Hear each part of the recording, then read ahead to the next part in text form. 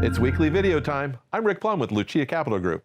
IRAs, or individual retirement accounts, are in most cases savings vehicles for your retirement, hence the name. You put money into it over the years, allow any growth to compound, and then start taking money out penalty-free once you turn age 59 and a half. And that's generally true whether it's a traditional IRA or a Roth IRA. But with a Roth, if you're not yet age 59 and a half, the tax code allows for some exceptions and flexibility to the penalty rules that you may be able to use to your advantage. Here are 3 things you may not have known about a Roth IRA. First, you can always withdraw your contributions at any time for any reason. Again, this is the money you have actually contributed, not any earnings that you may have in the account. This feature is unique to a Roth IRA. You cannot do that with a traditional IRA.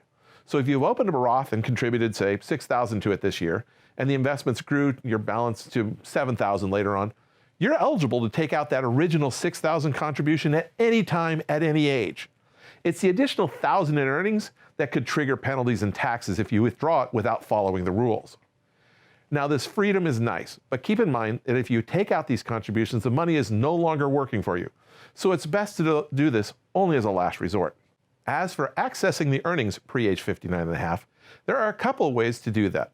One is to fund your children's or your own college education. If you use your Roth funds to pay your qualified education expenses like tuition, books, fees, and supplies, that 10% penalty on withdrawing the earnings is waived, although the earnings will still be subject to income taxes. And if you're over 59 and a half and it's been at least 5 years since your first contribution to a Roth IRA, all of your withdrawals, earnings as well as contributions, are tax-free. Now, one caveat with that.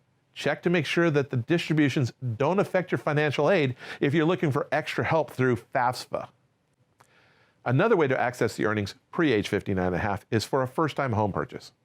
The rule allows you to withdraw up to $10,000 of your Roth's earnings and less than 5-year-old converted principal for a first-time home purchase, tax-free and penalty-free, as long as you've had a Roth IRA for at least 5 years.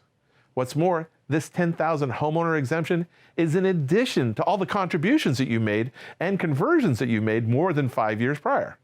So if you've contributed $50,000 to your Roth IRA over the last 10 years, you can take out that entire $50,000 of contributions, plus the $10,000 of earnings, and those earnings come out under the first-time homebuyer exemption, assuming you've had that much in earnings, of course.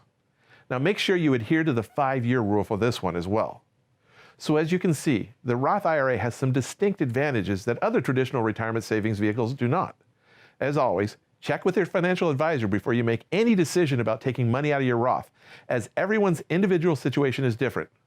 But if it's right for you, you may find a strategy that really pays off in the end.